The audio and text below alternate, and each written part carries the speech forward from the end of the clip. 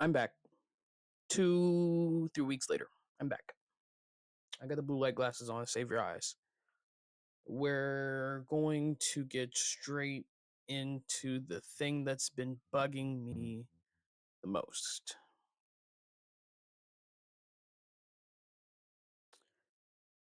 I fear for Denji. Spoilers, and also FYI, if you didn't know, my top 3 manga of all time, my number one is currently sitting at Chainsaw Man. I know y'all didn't know that, but that's currently my number one. And spoilers for anyone who's not caught up with the current Chainsaw Man Part 2, just jump off. Just jump off. With the way things are going, it's just wow. Fujimoto has really told a compelling story in such a weird, unorthodox way. And what we're getting again is more trauma for Denji to process. Ooh, the yawn is crazy. But we're getting more trauma for Denji to process. And it's crazy. You know, it's wild. Wow. I hate when my eyes water. Ugh, I hate when I yawn because then my eyes water and that's annoying. That's annoying for real. Ugh. Mm. As I was saying, before I was really interrupted by my yawn, Denji is starting to regress. And I say that to say Denji has always wanted to be just a regular boy. He's always wanted to be a normal person. But at every turn, Denji has been given something that deters him the other way. First, it was all those dudes who were trying to kill Denji in the first place. It was him being homeless. It was his dad trying to kill him. Then it was Makima. Then it was Reze. Then it was and the list goes on and on until finally we get to Nayuta, who is someone who Denji loves like a little sister and is trying to give her a normal life. And even in the most recent chapters, Denji is starting to self-reflect and he's starting to self-loathe in a sense. And one of the things that really stand out to the PTSD that Denji has is that when he's nervous or conflicted, he bites his finger. He bites his finger just like Makima did. And it goes to show that the depths that Denji has in terms of trauma. And all he needed was for Nayuta to be okay. And we didn't get that. What we got is full armored Chainsaw Man.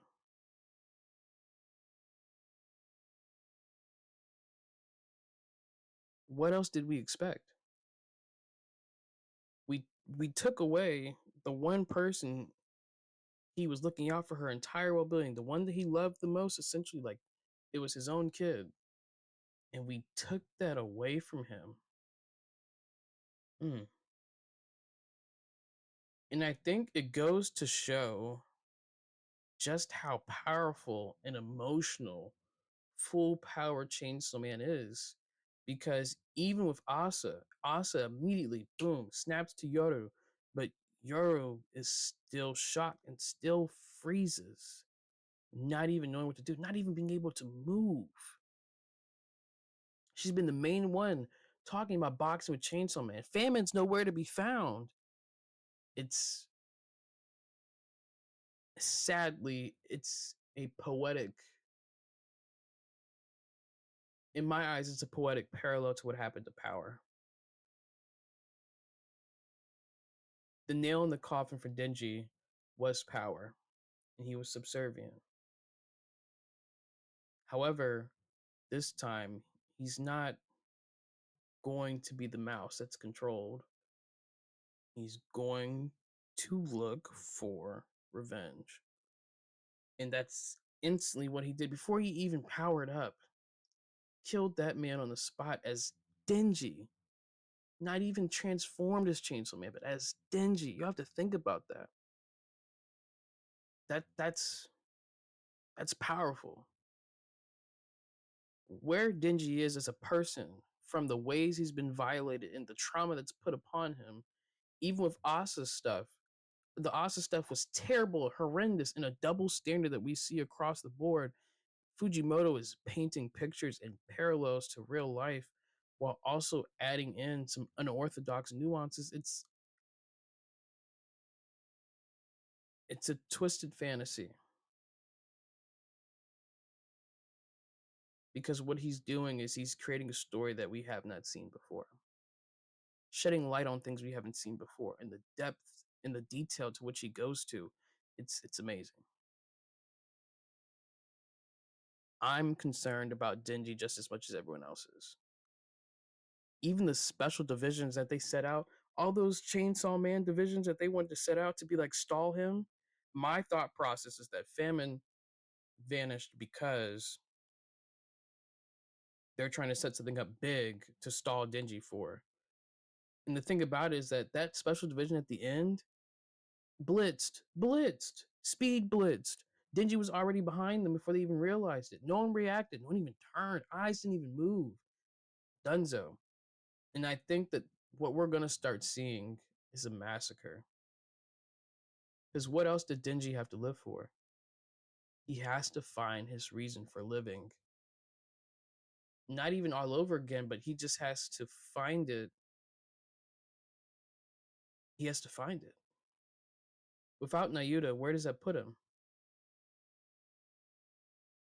And that's something we have to be really critical about because we're still missing horsemen. We're still waiting for death. Well, technically, we have conquest, famine, death. Who am I missing? War, and we have war, which is Asa. So death is the one horseman we don't have. And to be honest, I wonder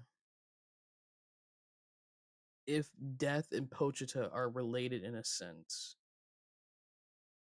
I was reading this thing on TikTok and someone had said that Pochita is the fear of miscarrying, the fear of miscarriages, and how chainsaws were symbolism of things that assisted in birth. And that's like a very twisted way of looking at it, but it does make sense. And so at the end of the day, it's still an aspect of death. And with death not around, I wonder if that's what we're waiting for. Are we waiting for death to come about because of what Chainsaw Man is going to do, because of all the destructions that come after the massacre? Is that what we're waiting for? So that way we reach a quota for death to appear. But it's unnerving. It's nerve wracking because no one can stop Denji right now. And I hope it's another primordial being that gets dropped. I hope Famine summons another primordial or something, because that's what she's gonna need. Yoshida, I hope Yoshida comes in because right now that's all it's looking like. It's looking like Yoshida and Famine are the only ones who can probably do something about this Chainsaw Man. That's it. That's all it looks like, and that's what's concerning about it. I was rereading that chapter. I read that chapter 2 to 3 times, and every time I read it, it gives me the feeling, nostalgic feeling of what happened in Chainsaw Man Part One when things just took off. It felt like this is it. So, folks, we got to be ready. We got to be prepared. We got to be locked in. That's all I got to say for this one. Y'all be easy. Peace.